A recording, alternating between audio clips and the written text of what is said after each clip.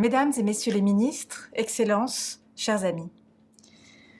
Toute personne a droit à l'éducation. C'est ce que nous rappelle l'article 26 de la Déclaration universelle des droits de l'homme.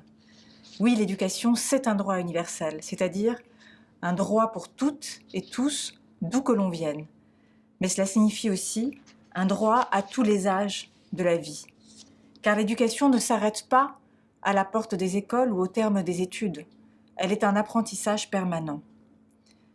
Construire une culture de l'apprentissage tout au long de la vie, c'est non seulement répondre à cet appel au droit fondamental, mais c'est aussi nous permettre collectivement et individuellement de nous préparer pour les grandes transitions de notre temps, qu'elles soient économiques, énergétiques, la transition verte, le digital.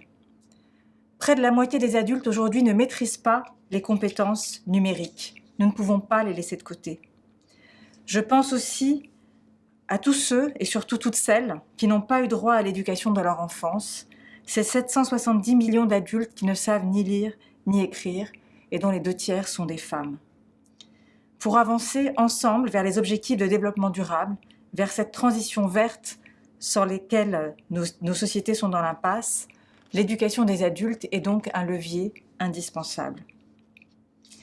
Et toutes ces transitions, nous devons les mener maintenant et nous y préparer, car nous savons que si nous ne nous y préparons pas, c'est tout le tissu social qui est menacé et c'est notre capacité à progresser ensemble qui s'en trouvera entravée. Alors le 5e rapport mondial de l'UNESCO sur l'éducation des adultes, que nous publions aujourd'hui à l'occasion de cette conférence, montre, grâce aux données de près de 160 pays, les progrès déjà accomplis.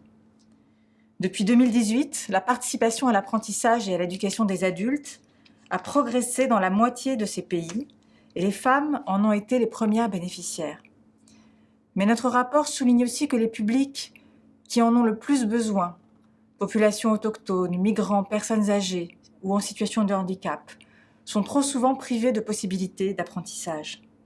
Dans près de 2/3 des États qui ont répondu, aucun progrès n'a été fait concernant ces populations les plus vulnérables.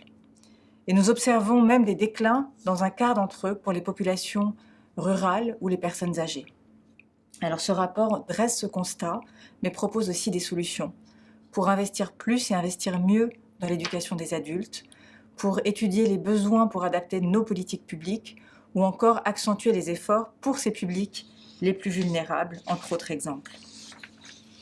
Excellences, Mesdames et Messieurs, rassembler la communauté internationale pour faire avancer le droit à l'éducation des adultes, c'est le but que poursuit cette conférence qui s'inscrit dans une longue tradition entamée en 1949. Et au cours de cette longue histoire, de grandes avancées collectives ont été réalisées. Je pense notamment au cadre d'action de Belém, qui en 2009 appelait à concevoir des politiques plus ambitieuses et surtout plus inclusives pour l'éducation des adultes. Il nous revient de prolonger cet effort si nous voulons bâtir ce nouveau contrat social de l'éducation, celui voulu et esquissé dans notre rapport sur les futurs de l'éducation, qui met l'accent justement sur l'éducation tout au long de la vie.